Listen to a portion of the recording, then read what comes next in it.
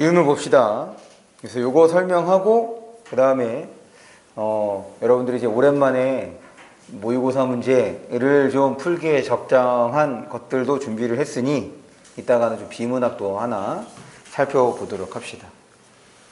그럼 다음 주부터 정규예요? 네, 다음 주부터 정규예요.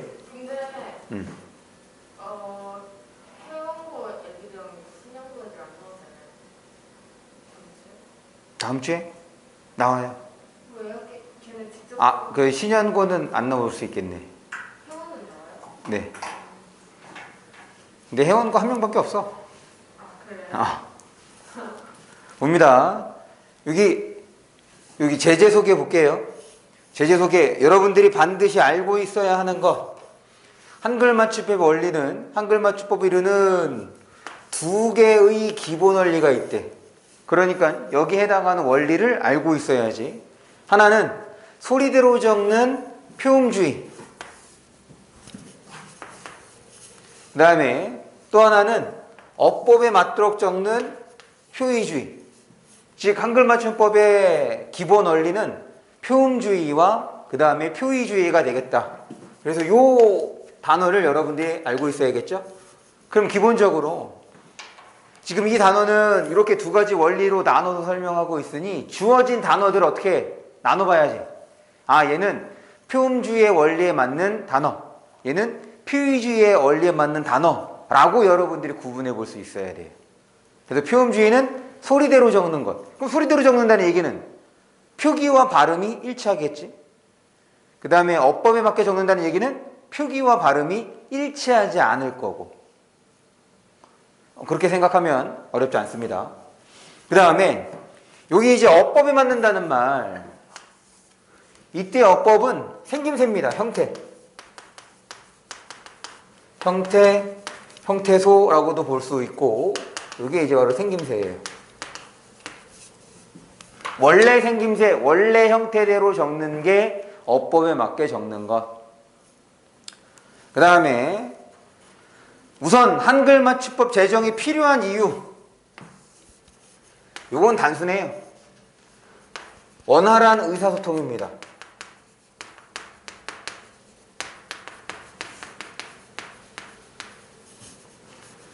원활한 의사소통을 위해서 한글 맞춤법이 필요한 거라. 그리고 우리 교과서에서는 이거를 원활한이라는 말 대신에 뭐라고 하냐면 효율적. 우리 교과서에서는 효율적인 의사소통을 위해서 이제 필요한 거라고 얘기를 하고 있습니다. 끝이야. 그래서 이 두 가지 원리, 두 가지 원칙에 맞춰서 주어진 단어들을 여러분들이 나눌 수 있어야 돼. 그럴 때 밑에 이제 단위로와 복합어만 좀 간단하게 얘기를 하고 지금 넘어갈게요. 아까 얘기했던 것처럼 지금 이 부분은 지금 이번에 문법 범위가 많지 않을 수 있기 때문에 어쩌면 또 그럴 수도 있는 거지. 한글 맞춤법이니까 여러분들에게 한글 맞춤법 원문, 그러니까 이제 원서가 되겠죠? 그런 것들을 주고 거기에서 지금 이거 관련해서 내용을 계속해서 추가할 수도 있습니다. 어쨌든 지금 여기에 나오는 그 문법 분량이 얼마 안 되기 때문에 학교에서 받은 유인물이 있으면 꼭 알려주셔야 돼요. 그래서 그거에 맞춰서 또 설명을 할 테니까. 일단 단일화 복합어가 있는데 그러면 이것부터 먼저 확인을 좀 하고 넘어가겠습니다. 그래. 우리의 문법 그 단계가 있어. 그러니까 여기다 적어볼까? 가장 작은 문법 단위가 음운입니다. 그것보다 큰 게 음절, 그리고 형태소, 단어, 어절, 문장. 이렇게 문법 단위가 커지는데 뜻은 어디부터 나타나냐면 여기부터 뜻이 이제 오기다 시작하는 거예요. 그럼 그 전에는 뜻이 없어. 그래서 이 형태소랑 이제 단어까지 이제 아우르게 되는 거죠. 그래서 지금 단일어와 복합어는 이건 뭐와 관련되는 거냐면 단어와 관련되는 거야. 단어를 만드는 방식입니다.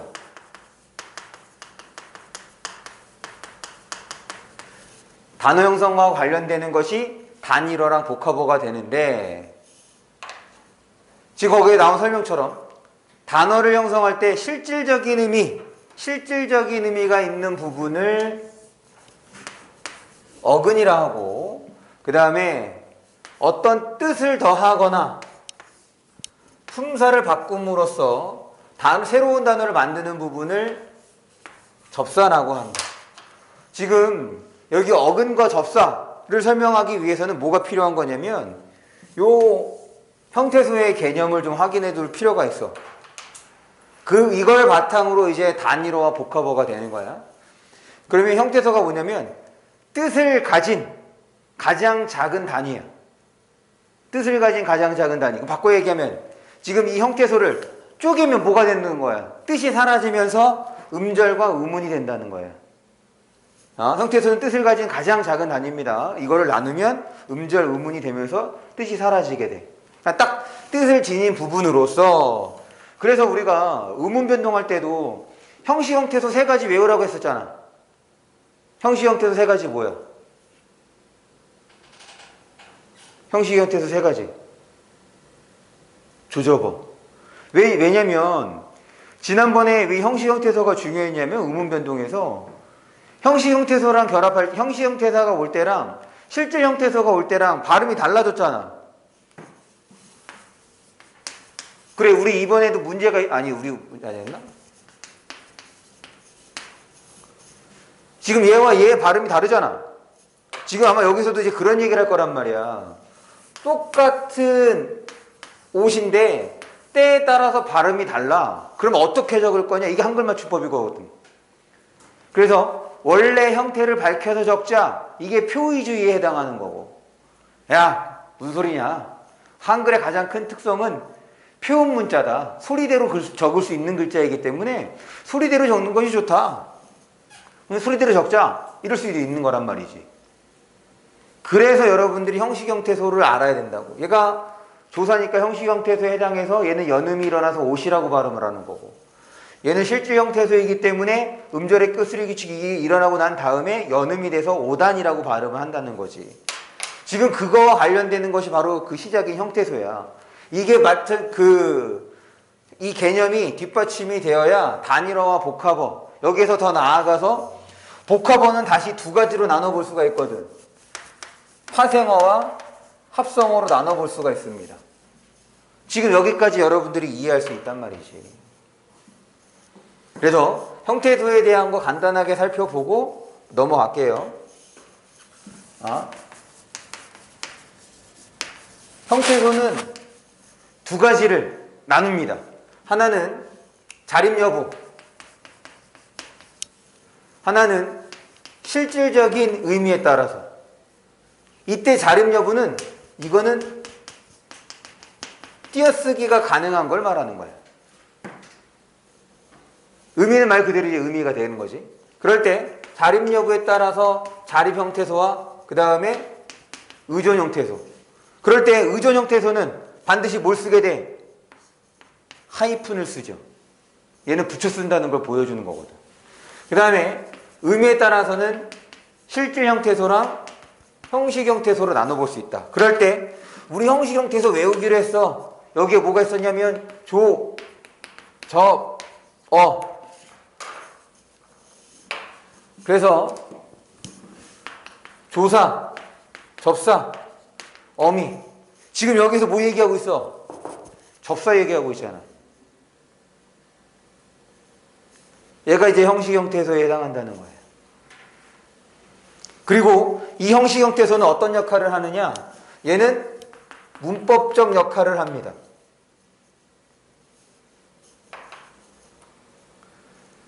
그렇죠? 그 다음에 의존 형태소에서 주의할 게 어간이야. 우리 어미의 짝은 뭐였어? 어미의 짝은 어간이었고, 지금 접사의 짝은 뭐야? 접사라는 말은 뭐랑 같이 설명하고 있어? 어근이라는 말하고 같이 설명하고 있지. 어근이고. 그러니 여기에서도 뭐랑 뭐를 구분할 수 있어야 돼. 어근이라는 개념과 어간이라는 개념을 구분해야죠.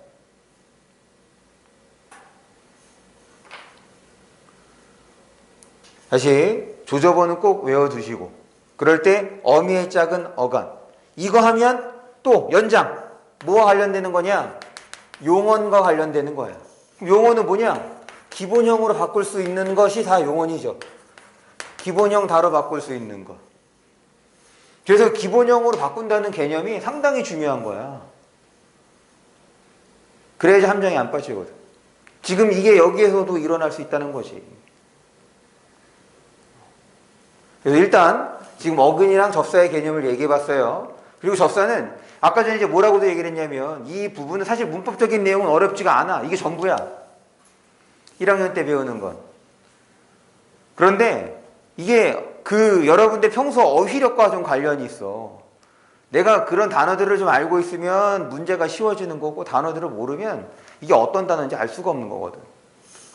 그럴 때 접사랑 결합을 하는 것을 파생어라고 하고 어근과 어근의 결합을 합성어라고 하는 거잖아. 이거는 중학교 때도 했던 거니까 어려운 게 아니란 말이야. 예를 들면 이런 거야. 날짐승, 날고기, 날강도. 지금 여기에 날이 들어있는데 이 중에서 어떤 거는 합성어고 이 중에서 어떤 거는 파생어거든. 당연히 봐봐. 지금 이제 합성어, 파생어 혹은 단일어를 구분할 때 지금 단일어는 뭐처럼 됐냐면 하나의 어근으로 된 단어래. 그거를 이제 단일어라고 얘기를 한대. 그렇다는 얘기는 이 단일어는 나누면 의미가 사라진다가 되는 거죠. 그럼 바꿔 얘기하면 다른 단어들은 나눌 수 있다는 거야. 그러면 지금 여기 있는 단어들을 나누면 그래, 짐승이라는 말 모르는 사람 없잖아. 고기라는 말 모르는 사람 없고 강도라는 말 모르는 사람 없어. 그러니까 여러분들이 아는 단어를 기준으로 나누는 거지. 짐승, 고기, 강도 이런 단어들을 안다는 것 자체가 얘네들이 문장에서 홀로 쓰일 수 있다는 것을 증명해 주는 거거든. 그럼 얘네들은 당연히 뭐가 되겠어 지금? 내가 이 분홍색으로 네모친 얘네들은 어근이 되는 거야. 그럼 이제 뭘 판단해야 돼? 여기에 붙은 날이 어근인지 접사인지를 여러분들이 판단해야 돼. 근데 어근인지 접사인지는 이거는 의미적인 거란 말이야. 날짐승이 무슨 뜻인 줄 알아야, 날고기가 무슨 뜻인 줄 알아야, 날강도가 무슨 뜻인 줄 알아야 이때 날이 접사인지 어근인지 판단이 가능한 거라고. 조금 요 의미에 대한 얘기를 하는 이유가 뭐냐면 생각보다 여러분들이 단어의 뜻을 제대로 알지 못해서 틀리는 경우가 많아. 선택지에서 거기에 쓰이는 단어가 실제의 의미와 여러분들이 알고 있는 의미가 매칭이 안 될 수 있거든. 여러분들이 잘못 알고 있어서. 그게 언제 많이 드러나냐면 3학년 때 많이 드러납니다. 3학년 때는 1학년 때보다 조금 더 어려운 말들을 선택지에서 많이 쓰거든. 어떤 경우는 반대로 알고 있는 경우도 있어. 아니 이건 전혀 그러니까 평상시에 공부를 그러니까 이제 평상시에 국어 문제를 되게 잘 푸는 친구야. 그래서 별로 이제 질문 안 하는데 하나 이제 질문해갖고는 다른 건 다 알겠는데 이거 도저히 이게 왜 이게 옳은 선택지인지 판단이 안 된다는 거예요. 그래서 내가 이 단어 혹시 너 무슨 뜻인지 아냐? 그랬더니 그 단어가 갖고 있는 의미와는 반대로 얘기를 하더라고. 그러니까 당연히 답이 안 나오는 거지. 아무리 해설을 봐도 이해가 안 되는 거야. 나에게는 그게 꽤 충격이었거든. 그게 뭐 그렇게 막 어려운 말도 아니어서. 그러니까 생각보다 여러분들이 단어를 잘못 알고 있는 경우도 있고 그 다음에 잘 모르는 경우도 많고 그것이 지금 요 단일화 복합어에서 아주 잘 나타날 수 있습니다. 그런 면에서 좀 신경을 써주셔야 돼요. 만약에 여기에 해당하는 내용을 학교에서 배운다고 한다면 그래서 날짐승의 경우는 합성어야. 얘는 왜 날짐승이 합성어냐면 날짐승은 새를 말하는 거거든. 그럼 이때 날은 어디서 온 거겠어? 날짐승이 새래. 그럼 날은 어디서 온 거겠어? 어떤 단어와 관련이 있겠어? 날짐승이 새래. 나는 짐승이잖아. 나는 짐승. 그럼 여기서의 날은 날다와 관련되는 거지. 그럼 봐봐. 날다야 날다. 그럼 날다에서 날은 어간이죠. 날다에서 날은 어간이잖아. 다는 어미가 되는 거고. 그런데 어미는 어떤 역할을 한대? 어미는 문법적인 역할을 한대. 그럼 날다에서의 실질적인 의미는 어디에 있는 거야? 날이라는 어간에 있는 거잖아. 그러니까 얘는 날이라는 어간은 어근으로서 실질적인 의미가 담겨 있으니까 어근이 될 수 있는 거잖아. 얘는 이제 어근으로서 돼서 얘는 합성어가 된단 말이야. 반면에 날고기의 경우는 익히지 않은 고기를 날고기라고 하죠. 그 다음에 날강도라고 하는 것은 아주 못된 놈을 이제 날강도라고 하잖아.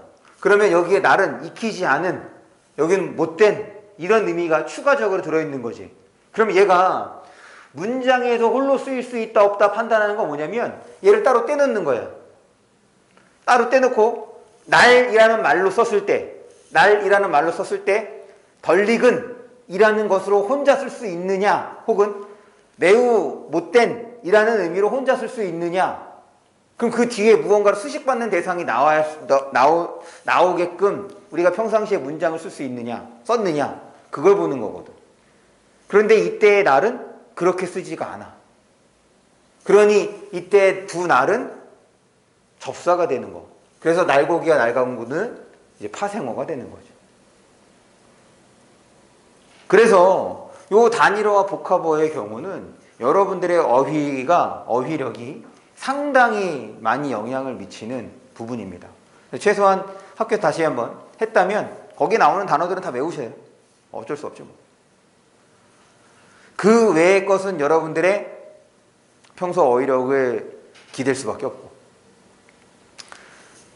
네, 그래서 일단 단일화 복합어에 대한 개념을 좀 설명을 했어요. 넘어갑니다.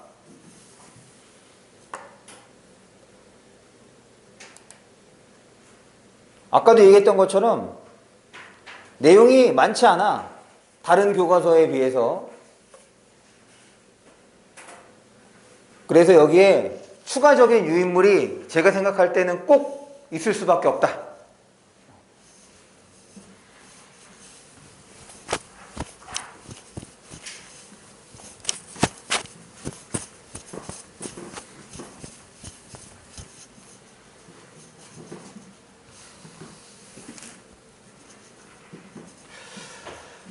봅니다. 언어는 언중 사이의 사회적 약속이다. 언중은 이제 단어 공동체를 말하는 거예요. 사회적 약속이기 때문에 개인이 마음대로 바꿀 수 없겠지? 이거 넘겨주세요. 다음 페이지.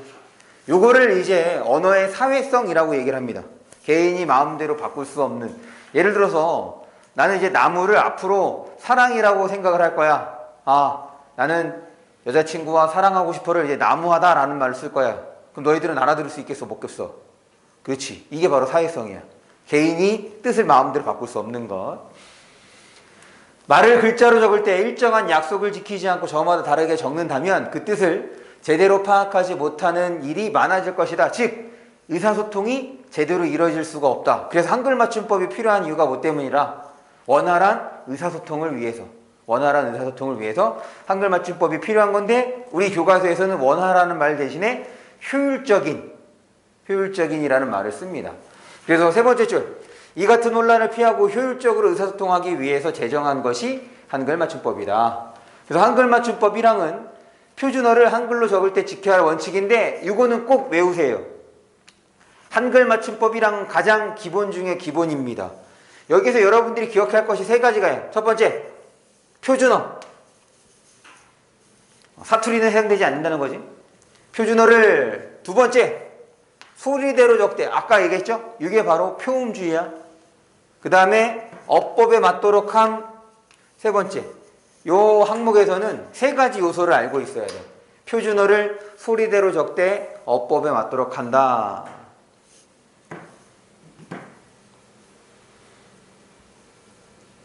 그래서 지금 요 두 가지 원칙이야. 지금 아까 동그라미 2번이 해당하는 것이 소리대로, 동그라미 3번이 이제 형태를 밝혀서 그걸 이제 표음주의라는 말하고 표의주의라는 말로 이제 설명을 합니다.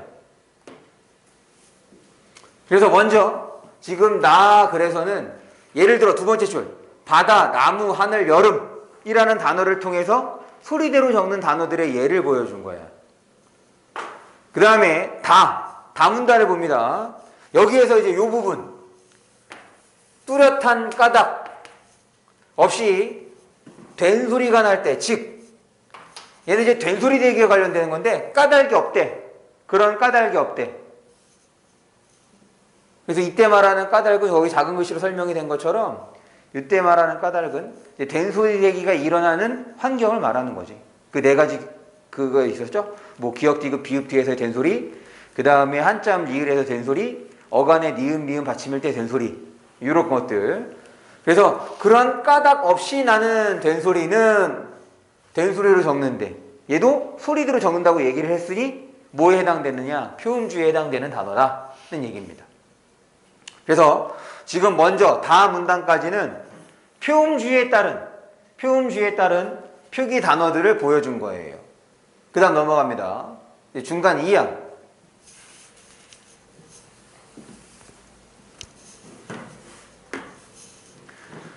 그런데 소리대로 적는다는 원칙을 적용하기 어려울 때도 있다.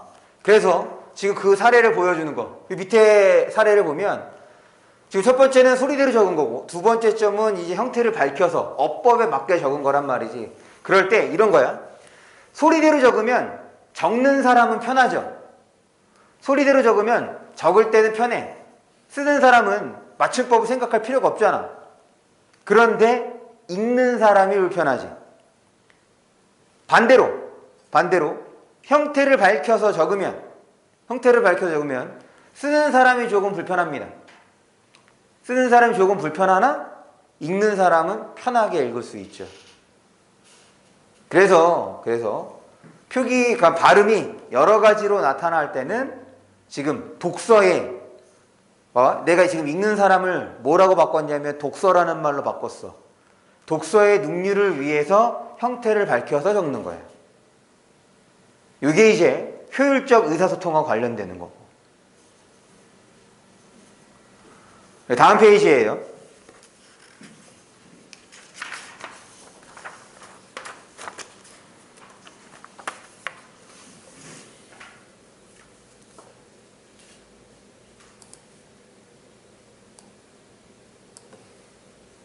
여기서 설명하고 있는 게 이제 바로 그거에 해당하는 설명입니다. 그래서 이제 이런 거를 이제 주의해야지. 꽃으로 형태를 고정하면 어휘적 의미가 분명하게 전달이 된다. 그래서 독서의 능률을 높일 수 있다. 혹은 원활한 의사소통이 가능해진다. 혹은 언어 그 의사소통의 효율성이 높아진다, 커진다. 이렇게 표현할 수가 있겠습니다. 얘는 체언뿐 아니라 용언도 마찬가지다. 그럼 체언에서는 어디에서 일어나는 거냐면 체언과 조사를 같이 쓸 때, 용언은 활용할 때. 이렇게 용언을 고정해서 쓰면, 형태를 고정해서 적으면, 즉 형태를 고정해서 얘는 아까 어떤 말로 어법에 맞게 적으면, 형태를 고정한다는 얘기는 어법에 맞게 적는다는 얘기예요. 형태를 고정해서 적으면 어휘적 의미뿐 아니라 앞에서 이제 체언 얘기할 때는 어휘적 의미 얘기했었잖아. 문법적 의미도 분명해진다. 어간의 형태만 밝히는 것이 아니라 어미의 형태도 밝히고 있기 때문에 문법적 의미도 명확해진다. 아까 이제 설명을 했죠. 형식 형태소가 어떤 역할을 한다고? 문법적 역할을 한다고. 그러니 그 형식 형태소에 해당하는 어미를 형태를 밝혀서 적게 되면 그 문법적 의미도 분명해질 수 있는 거죠. 그 다음 문단입니다. 그래서 형태소의 본 모양을 밝혀서 적는 까닭은 뜻이 분명히 드러나도록 하여 의사소통의 효율성을 높이기 위해서, 독서의 능률을 높이기 위해서, 그리고 이렇게 적는 것을 어법에 맞도록 한다는 것.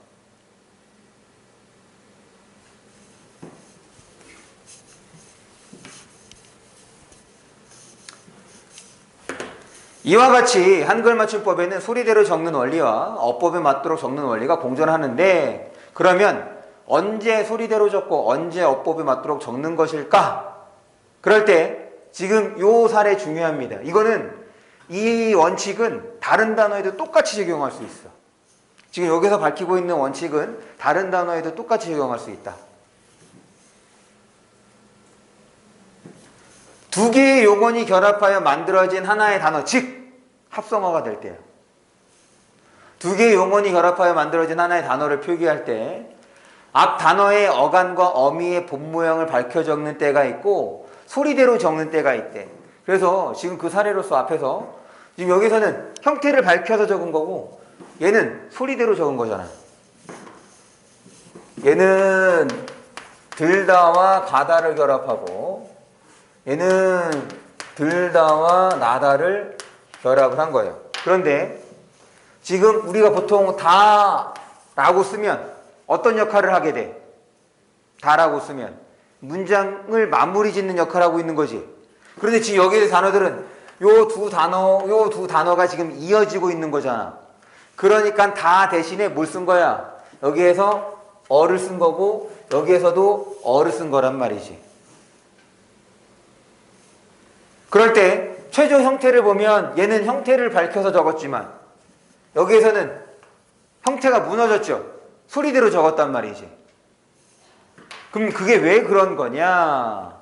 지금 하나, 둘, 셋, 네 번째 줄이 드러나다에 들어가다 입장할 때 그 입장입니다.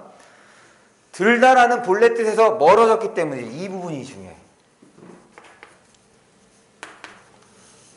본래 뜻에서 멀어졌기 때문에 어떻게 적는다? 소리대로 적는다.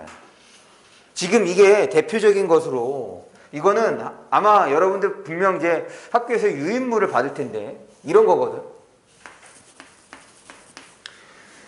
놀다에서 이제 비롯된 단어가 이제 놀이라는 단어가 있고 그 다음에 지금 사실은 여기에다가 명사형 어미 음을 결합해서 이게 놀다와의 의미적 연관성이 있으면 이렇게 형태를 밝혀서 적는단 말이야. 그런데 도박을 말하는 갬블을 말하는 그때의 단어는 소리대로 이렇게 적죠.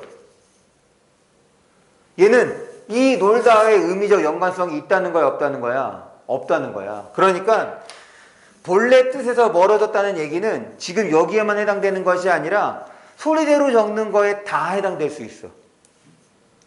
본래 뜻에서 멀어지는 거, 이거는 꼭 기억합니다. 이런 것들이 많아, 이런 단어가. 지금 요 노름, 얘는 놀다의 뜻인 거고, 얘는 도박의 뜻인 거고. 또, 그래, 요거 한번 볼까?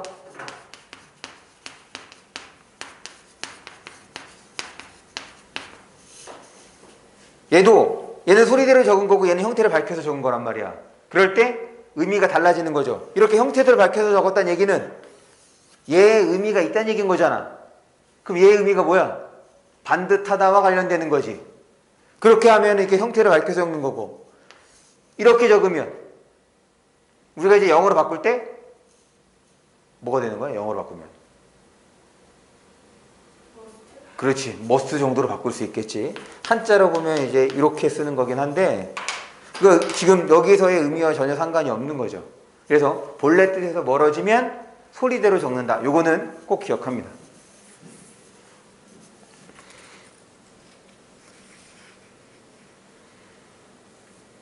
그 다음에 여기 이제 끝자락에 있는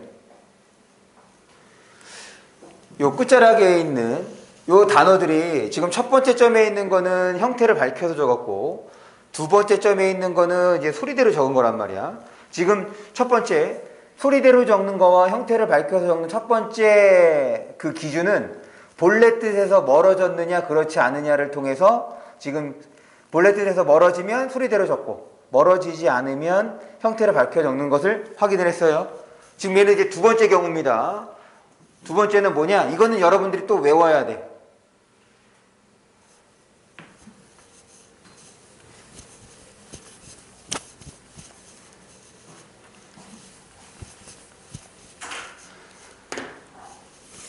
지금 요거를 이제 설명을 하면 우리는 이제 내신 대비 들어갈 때 한 줄을 버는 셈과 같습니다.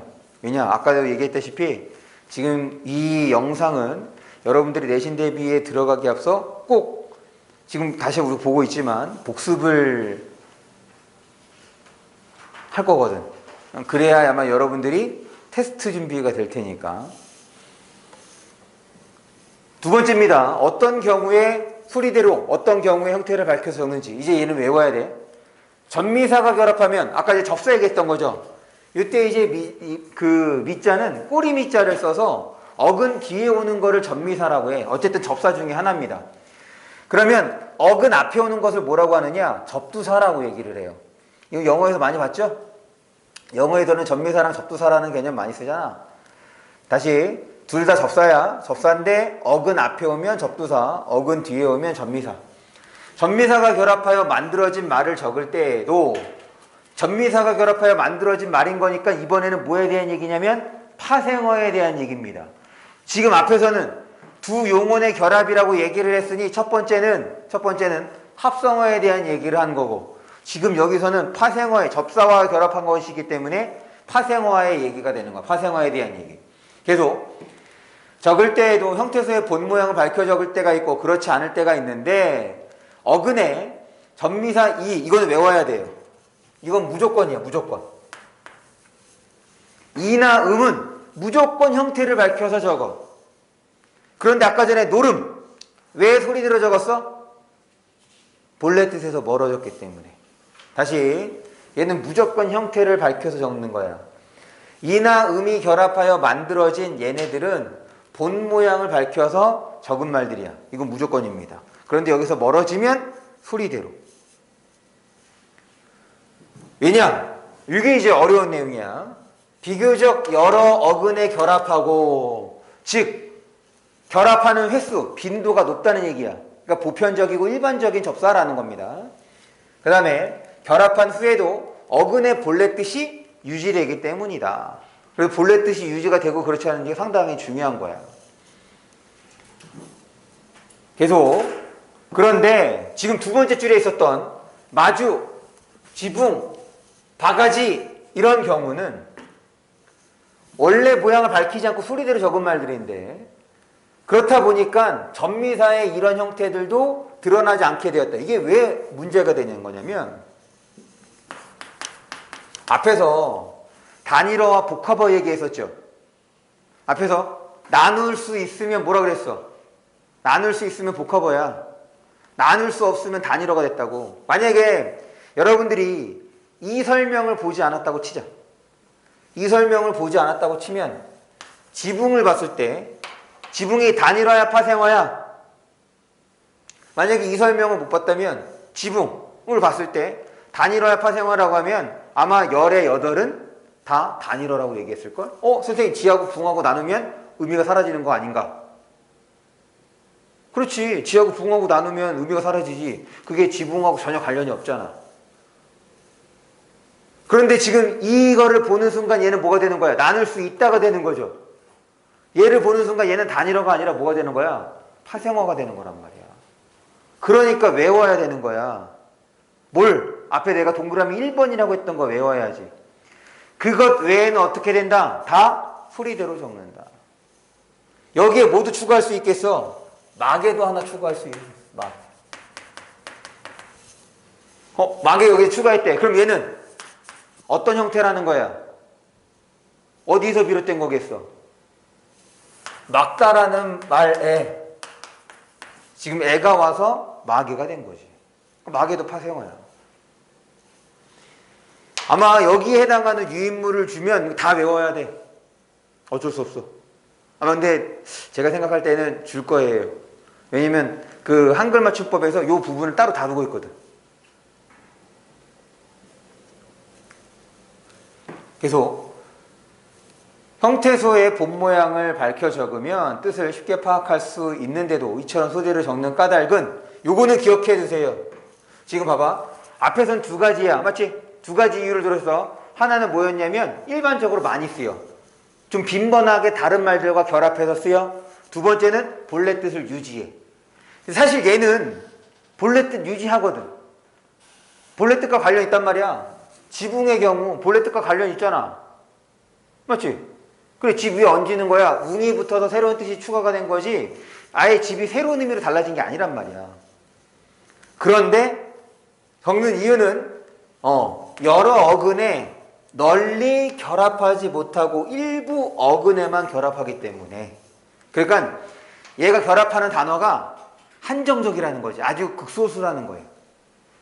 두루 결합하지 않는다. 그래서 얘네들은 소리대로 적는다. 이렇게 되는 거죠. 본래의 뜻과 멀어졌다 멀어지지 않는다가 지금 그 의미가 아니라는 거야. 그 이유가 아니라는 거지. 그런 면에서 앞에 있는 것과 구분이 돼야 돼. 지금 이나 음의 경우는 많이 쓰이고 또 본래 뜻에서도 멀어지지 않았기 때문에 형태를 밝혀서 적는 거고, 그 외에 모음으로 시작하는 전미사의 경우는 소리대로 적는데 그 이유가 뭐랑? 일부 어근에만 아주 극히 접하기 때문에. 거기에다가 이제 본래 뜻에서 멀어졌다, 멀어지기 때문에 지금 얘네들은 그 소리대로 적는다라고 하면 얘는 틀린 이유가 되는 거죠.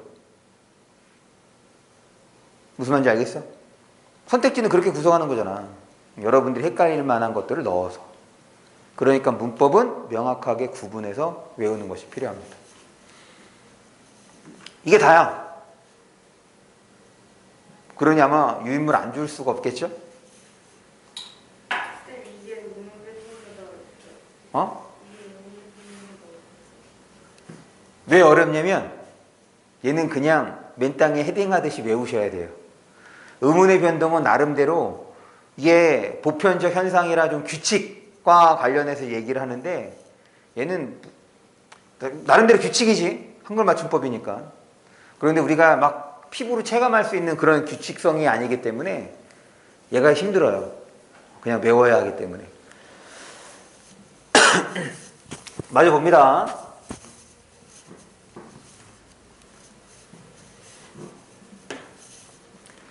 지금까지 살펴본 바와 같이 한글 맞춤법에는 소리대로 적는 표음주의 원리와 어법에 맞도록 적는 표의주의 원리가 담겨 있다. 그래서 표음주의는 소리 글자, 이걸 이제 표음 문자라고 합니다. 조금 어려운 말로 소리 글자, 표음 문자. 요 표음 문자가 뭐냐면, 소리 글자가 뭐냐면 소리를 다 글자로 적을 수 있다는 거야. 그리고 요거와 좀 대비되는 표현이 뭐가 있냐면 표의 문자가 있겠죠. 표의 문자는 그것이 소리와 좀 거리가 멀고 뜻을 드러내는 것. 그래서 표의 문자의 대표적인 게 한자가 있습니다. 예를 들면 이런 거지. 얘 읽으면 어떻게 읽어? 조금 더 쉬운 거 뭐가 있을까? 요거 얘 뭐라고 읽어? 그래, 금이라고 읽어. 소리는 금이야. 그런데 얘의 뜻은 새의 뜻이죠. 그리고 얘는 이렇게 읽지만 얘 이런 의미를 지니게 된다면 이런 게 바로 표의 문자라고 하는 거야. 뜻 중심의 글자. 그래서 표음 문자의 한글 특성이 잘 살린 원리고, 표의주의는 형태에서의 본 모양을 밝혀서 뜻을 분명히 드러냄으로써 뭐해? 지금 독서의 능률, 그 다음에 원활한 효율적인 의사소통을 위해서 형태를 밝혀서 적었다. 됐죠? 넘어갑니다.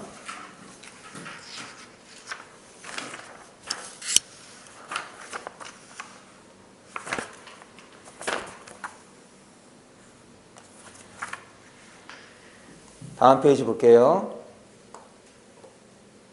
이거는 이제 일상에서 우리가 많이 보는 표현들인데 뭐 어렵지는 않습니다.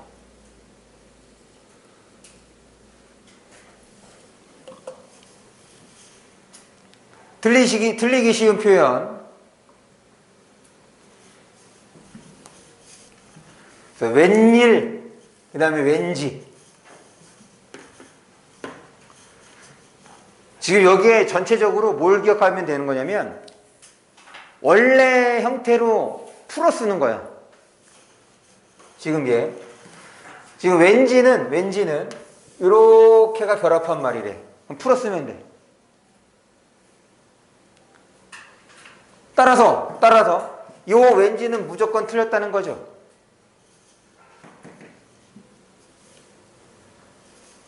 그 다음에 이때 웬일은 한 단어래. 한 단어는 얘는 얘 붙여 써야 된다는 거예요.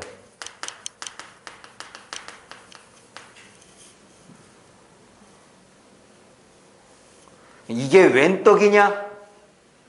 이게 웬 떡이냐? 그럼 이게 웬 떡이냐? 어떤 게 맞겠어? 어떤 표기가? 이게 웬 떡이냐? 웬 떡이냐? 웬 떡이냐? 밑에 거죠. 이때는 웬 떡이냐? 이렇게 됐으니까 얘는 띄었어야 된단 말이지. 그래서 지금 단어라는 얘기는 붙여 써야 된다는 걸 말하는 거고, 얘는 무조건 틀린 말. 그래서 풀어 적으면 됩니다. 두 번째 사례도 마찬가지예요.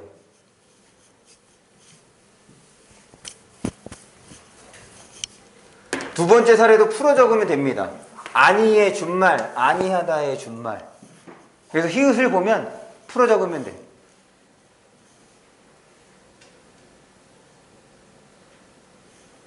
넘어갈게요. 그 다음에 얘도 풀어 적으면 됩니다. 발음이 거의 유사하죠? 예, 어떻게 예. 어떻게 이렇게 발음하고, 얘도 마찬가지. 어딨어? 얘는 어떠해잖아. 얘는 아예 이렇게 쓰면 안 돼요. 어떠해. 내일 시험은 어떻게 해? 이렇게 해야 되는 거지. 어떻게 해. 그래서 얘도 풀어 적으면 됩니다. 어딨어? 어떻게 해.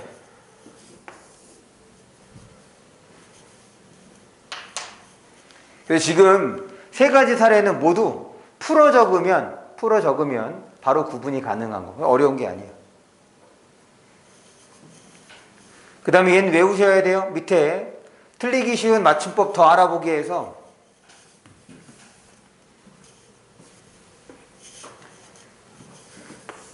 얘는 과거야. 얘는 선택입니다. 둘 중 하나. 더라 더는 과거, 든지는 선택과 관련될 때. 뭐만 기억하면 돼? 얘만 기억하면 돼. 얘만 기억하면 나머지는 든지라고 쓰면 되는데, 왜냐면 얘 든지가 선택의 의미다 라고 얘기하면 여러분이 선택의 의미를 잘 이해하지 못하더라고. 지금 가든지 오든지, 그 다음에 뭐 배든지 사가든지 먹든 말든 뭐 이런 식으로 표현되는 건데, 이것도 사실은 두 가지 놓고 선택하라는 의미가 아니지, 어떤 것이든 상관이 없다 의미인 거잖아. 가든 말든. 맞지? 둘 중에 하나를 선택하라는 의미가 아니야. 그래서 요것보다는 던 이거 과거구나, 요것만 기억하시면 됩니다. 과거의 의미를 어제 얼마나 춥든지 어떤 게 맞다는 거야. 어제 얼마나 춥든지 던지가 되겠죠? 왜? 어제라는 말을 썼으니 얘는 과거에 대한 얘기잖아. 그래서 과거만 기억해 주시면 됩니다. 넘어갑니다. 여기까지예요.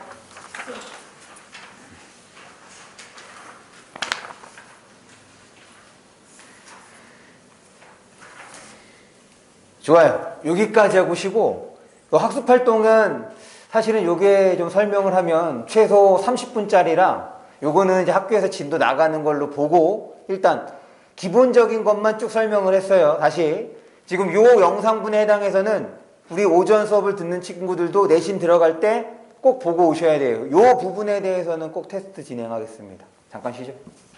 네, 저 문화 상품권 뭐라고? 문화 상품권 그거